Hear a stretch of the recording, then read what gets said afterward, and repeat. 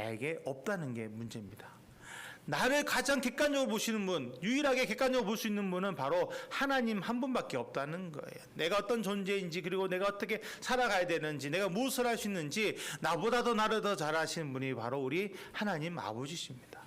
그러니 우리가 내가 이거 하겠다고 하나님 앞에 떼쓸 수가 없습니다. 왜냐하면 하나님은 나보다 더 나를 더 잘 아시기 때문이죠.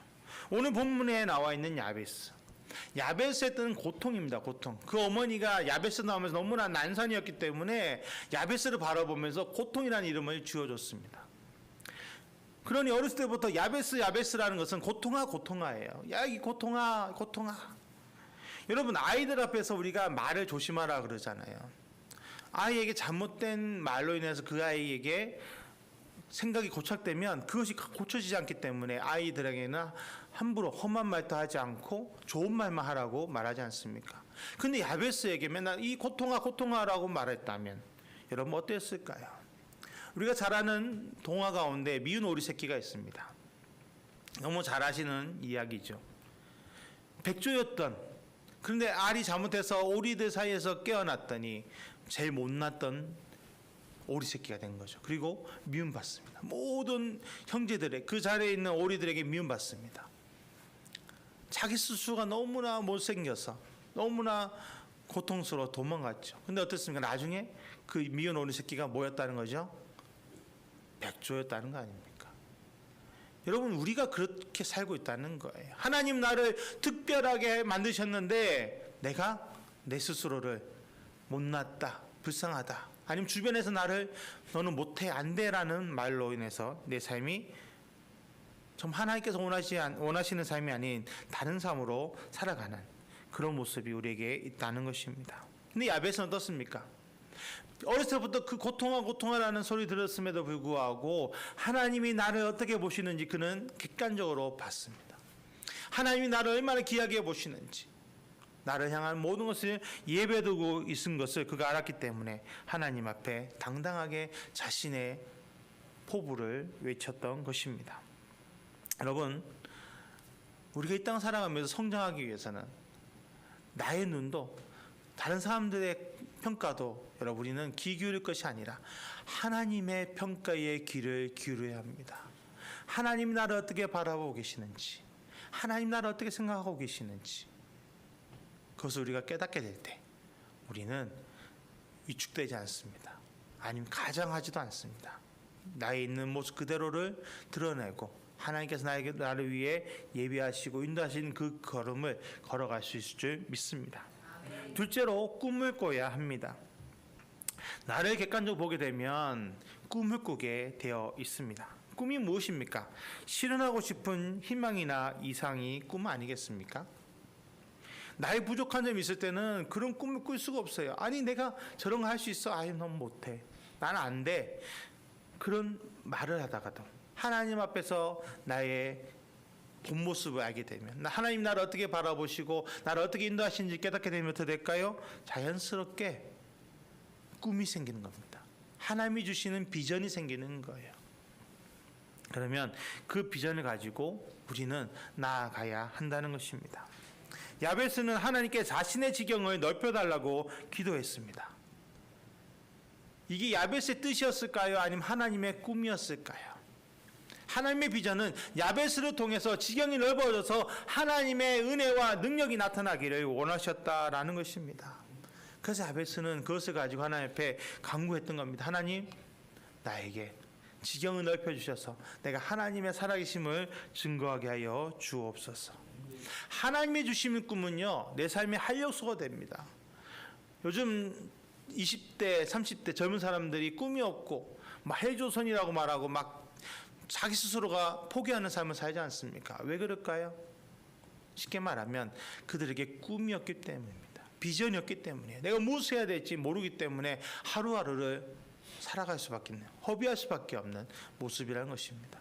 그런데 하나님은 우리를 향한 각 사람 한 사람을 향한 분명한 비전이, 꿈을 가지고 계십니다. 그것을 믿으면 하루하루를 허비할 수가 없다는 것입니다. 요셉이 어떻습니까? 억울하게 형들에게 팔려서 종이 되었고 또 억울하게 옥에 갇혔습니다. 보통 사람 같으면 이런 상황이면 어떻게 합니까? 진짜 자포자기 할 거예요. 내 마음대로 할 거야, 포기할 거야 하든지 뭐 진짜 뭐 세상 말로 엇나갈 겁니다. 그런데 요셉은 그러지 않았습니다. 어떻게 그럴 수 있었을까요? 하나님의 꿈을 그가 가지고 있었기 때문이죠. 하나님이 나를 높여주신다고 말씀하셨으니 그 꿈이 반드시 이루어질 거라는 믿음이 있었기 때문에 그는 그 꿈을 가지고 하루하루 성실하게 살아갔다는 것입니다. 나에게 어떤 꿈이 있습니까? 그 꿈이 있을 때 우리는 하나님 앞에 정말 하나님 원하신 대로 살아가실 줄 믿습니다.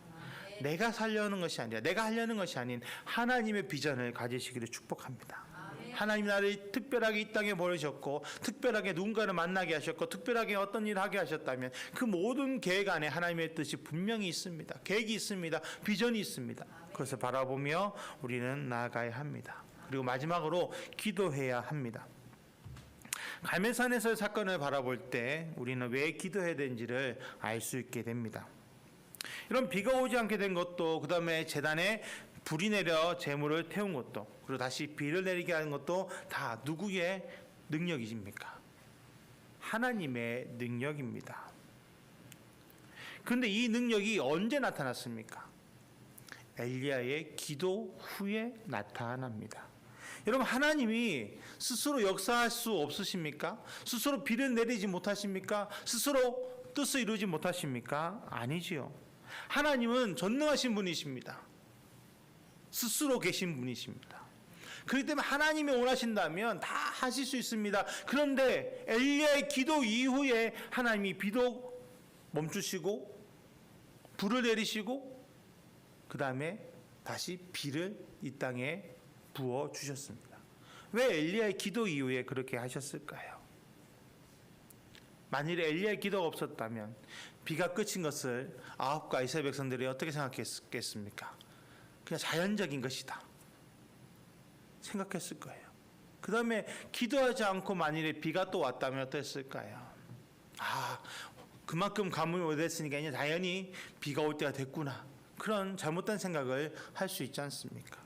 그래서 하나님은 그것을 방지하기 위해서 엘리야의 기도 이후에 비를 그치시고 엘리야의 기도 이후에 불도 내리시고 비도 내려주셨다는 것입니다. 여러분, 여기서 우리가 알 수 있는 것이 무엇입니까? 기도는 하나님을 움직이게 하는 힘이 있다는 것입니다. 물론 하나님은 모든 것을 이미 알고 다 알고 계십니다. 우리가 구하지 않아도 나에게 필요한 것이 무엇인지 아십니다. 그렇지만 우리에게 구하라고 분명하게 말씀하십니다. 예레미야 33장 3절의 말씀에 너는 내게 부르짖어라 내가 내게 응답하겠고 내가 알지 못한 크고 은밀한 일을 내게 보여주겠다라고 분명하게 말씀하셨습니다. 기도는 하나님께 부르짖는 것이고 하나님께서 그 부르짖음에 응답하게 하시는 것이 바로 기도라는 것입니다. 야베스는 하나님이 자기를 축복하지 않으시면 복을 받을 수 없는 것을 알았어요. 그래서 어떻게 합니까? 하나님 앞에 기도했다는 것입니다. 여러분, 우리가 식당에 가보면 요즘에, 옛날엔 몇 군데 없었지만 요즘에는 곳곳마다 다 있습니다. 호축이. 식당 테이블마다 호축이 있습니다. 그 호축이 누르면 어떻게 됩니까? 직원들이 찾아옵니다. 와서 뭘 도와드릴까요? 라고 물어봅니다. 어떻게 보면 기도는 하나님께 응급 SOS를 치는 거예요. 호출하는 거. 하나님 나 도와주세요, 도와주세요. 다 알고 계시지만 내가 그 기도할 때까지 하나님은 기다리신다는 거예요. 왜냐하면 나를 너무 사랑하시기 때문에. 여러분 생각해 보세요. 내가 하나님께 기도하지 않았는데 내 삶에 형통만 있고 문제 없다면 하나님을 믿을 분 얼마나 되십니까? 기도하지 않고 내 삶에 축복이 임하면 이게 하나님이 주신 거라고 생각하지 않을 거예요. 대부분이. 내가 열심히 했더니 역시 내가 하니까 되네, 그런 착각에 빠질 수밖에 없는 게 우리 인간의 모습입니다. 그래서 하나님은 기도하게 하시는 거예요. 기도해라, 내가 반드시 응답하겠다, 내가 너를 도와주겠다. 여러분 정말 하나님 앞에 그런 기도를 드리시기를 축복합니다. 내가 누구인지를 알고 하나님 주신 비전을 깨달으면 기도하십시오. 그러면 하나님께서 반드시 우리를 도와주시고 인도해 주십니다. 여러분 또 우리가 기도해야 되는 이유가 뭐냐면요, 기도는 하나님이 나의 전부이시며 나의 인도자 되심을 믿고 바라보는 행위이기 때문입니다. 여러분, 문제가 있을 때 기도하기가 쉽습니까? 어렵습니까? 문제가 있을 때 기도하기가 정말 어렵습니다. 기도해야 된다는 건 머리로는 압니다. 그런데 마음으로는 답답해서 기도가 안 나와요. 근데 그런 마음을 가지고 기도할 수 있다는 것은 무엇일까요? 하나님 아니면 내가 잡을 것이 없다라는 그런 마음이 있을 때 가능하다는 겁니다. 여러분, 누군가가 문제가 있는데 내 주변 사람이 그 문제를 도와줄 수 있다 그러면 기도하기보다는 그 사람한테 달려갈 겁니다. 그리고 도와달라고 외칠 거예요. 도와줘, 도와줘, 도와주세요, 도와주세요. 그래서 그 사람 도와주면 하나님의 기도하기를 잊어버립니다. 그래서 하나님은 어떻게 보면요, 내가 정말 하나님을 바라보고 있는가, 정말 하나님을 의지하고 있는가, 기도하고 있는가를 깨닫게 하기 위해서 정말 힘든 고난도 허락하실 때가 있습니다. 처음에는 원망과 불평이 나옵니다. 그런데 참 신기한 것은 처음에 하나님이 바로 응답해 주시면 좋겠지만 원망하고 불평하는데 하나님은 침묵하세요. 여러분, 하나님이 침묵하기가 좋아서 침묵하실까요? 아닙니다. 정말 우리의 믿음이 더 견고해지기 원해서, 내가 지금 나의 믿음의 상태가 어떤지를 깨닫게 하기 위해서 하나님은 기다리시는 거예요. 그래서 그런 원망과 불평이 막 나오다 보면 어느 순간 깨달음이, 평안함이 나에게 임할 때가 있어요. 아, 내가 왜 이러고 있지? 내가 믿는다고 하면서, 내가 하나님을 의지한다 하면서 내가 왜 이러고 있지? 라는 것이 깨달아지게 되면 기도가 바뀌기 시작합니다. 하나님, 내가 믿음이 있다 해놓고는 정말 하나님 온전히 믿지 못했네요. 하나님, 내가 너무나 부족했네요. 하나님, 이 연약한 저를 붙잡아 주세요. 저에게 정말 믿음의 믿음을 부어주세요. 그런 진실한 기도가 시작되면 어떻게 될까요? 정말 하나님의 인도하심과 하나님의 능력이 나에게 부어지게 되는 것입니다. 그러면 정말 어떻게 역사하실지 모르지만 하나님이 모든 것을 내 생각과 다르게 하나님의 뜻대로 모든 것을 이루어 가십니다. 여러분, 엘리야가 하나님 앞에 기도할 때 비를 어떻게 내릴까 고민하고 기도했을까요? 아니면 하나님께 전적으로 맡기고 기도했을까요? 전적으로 하나님께 맡기고 기도했을 겁니다.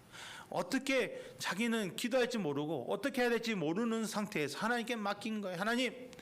하나님이 역사하실 것을 믿습니다. 전능하신 하나님이 비를 주실 것을 믿습니다. 이 시간에 비를 주시옵소서. 하나님 뜻대로 이루어지게 하여 주시옵소서. 여러분, 예수님이 그 겟세마네 기도에서 그 피땀 흘리며 기도하시면서 마지막에 나의 온대로 마시옵고 아버지의 온대로 행하시옵소서라고 기도하셨던 이유가 무엇입니까? 하나님에 대한 믿음이 있었기 때문입니다. 하나님의 뜻이 이루어지고 하나님께서 계획하신 모든 것이 이루어질 것을 믿었기 때문에 예수님은 우리에게 하나님께 그렇게 마지막 기도를 드릴 수 있었다는 것입니다. 여러분, 기도는요, 우리가 원하는 것만 구하는 것이 아닙니다. 간구하는 것도 기도지만 가장 진정한 기도는, 참 기도는요, 하나님의 뜻을 내가 듣는 것입니다. 그리고 하나님의 뜻이 이 땅에 이루어지기를 바라는 것이 바로 진정한 기도라는 것입니다. 이런 기도는요, 믿음이 없이는 행할 수 없습니다. 오늘날 성대 크리스찬이 얼마나 많습니까? 크리스찬이라는 말을 붙이기도 좀 그렇습니다. 그냥 주일만 왔다 갔다. 여러분, 주일날 왔다 갔다 한다 해서 다 믿음의 사람이 아닙니다.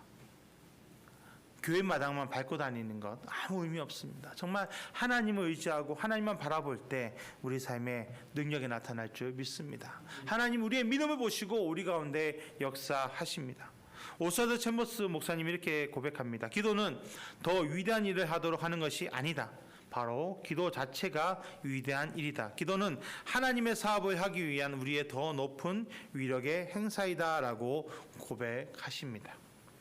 기도하는 것 자체가 이미 큰 일을 행하고 있다는 것입니다.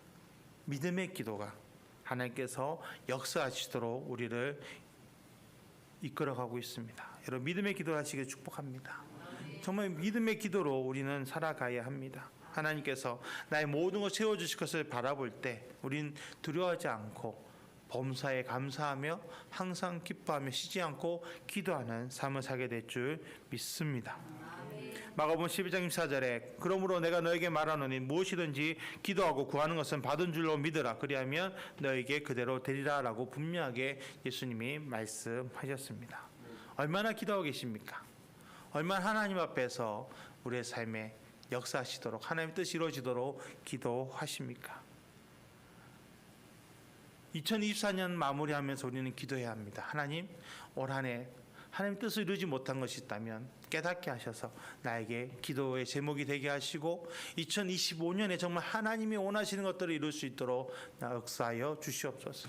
정말 2025년이 기도해가 되게 하시고 기도함으로 하나님의 뜻을 구하고 하나님의 이름을 높이게 하여 주옵소서. 그렇게 기도하며 우리는 한 해를 마무리하고 새로운 2025년을 준비해야 될 줄 믿습니다. 어디에 있든지 기도의 자리를 만드십시오. 저희 교회도 아침 6시에 말씀 3장 통독하고 기도합니다. 그래서 새아침 기도회라는 이름으로 저희가 드리고 있고, 또 월요일부터 목요일 저녁은 그 세겹줄 기도회 같이 모여서 우리 합심해서 하나님의 기도해서 응답받자라는 의미로 세겹줄 기도회가 7시 반부터 드려집니다. 이 자리에 오지 못하셔도 각자 있는 그 자리에서 기도해 주십시오. 아침에 같이 기도하시고 저녁에 같이 기도하면 하나님께서 그 기도를 들으시고 반드시 우리에게 응답해 주실 것을 믿습니다. 기도는 힘입니다. 능력입니다. 하나님께서 반드시 우리의 기도에 응답하여 주십니다. 그래서 정말 우리가 올해 잘 마무리하고 2025년에 더 축복을 받아서 하나님께 더 큰 감사와 찬양을 드릴 수 있는 그런 우리 성도님 되시기를 축복합니다. 있는 그대로의 나의 모습을 보십시오. 하나님 나를 어떻게 바라보시는지를 깨달으십시오. 그리고 하나님께서 주신 비전, 꿈을 꾸시기를 축복합니다. 그리고 그 꿈을 이루기 위해서 하나님 앞에 기도하십시오. 하나님 반드시 응답하시고 우리에게 더 크신 은혜와 능력을 부어주실 것을 믿습니다. 하나님 온전히 바라보고 하나님과 동행할 수 있는 귀한 우리 새아침교회 성도님 되시기를 예수님의 이름으로 축복합니다. 기도하겠습니다. 하나님, 이 시간 주님께 나아갑니다. 주님만 바라봅니다. 의지합니다. 나의 주, 나의 아버지, 나의 모든 것 되시는 아버지, 나의 연약함과 부족함도 아시는 아버지, 이 시간 그 주님을 바라보니 나를 새롭게 하여 주시고 크신 은혜와 능력을 부어 주시옵소서. 아버지 앞에 믿음으로 나가게 하시며 하나님의 이름을 높이게 하여 주옵소서. 나는 아무것도 아닙니다. 그러나 나를 특별하게 보시는 하나님의 그 사랑으로 인해 나는 하나님 앞에 서게 되고 하나님께서 나를 위해 예배해 놓으신 꿈을 꾸게 되며 그 꿈을 이루며 나가게 될 줄 믿습니다. 하나님, 내가 기도함으로 하나님 앞에 서게 하여 주시고 아버지 앞에 온전히 모든 것을 맡기며 나아가게 하여 주시옵소서. 승리하는 삶을 살게 하여 주시옵소서. 2024년 잘 마무리하게 하시고 2025년을 믿음으로 기도로 시작하게 하여 주시옵소서. 나와 함께 하신 그 주님을 바라봅니다. 예수님의 이름으로 기도드렸습니다. 아멘.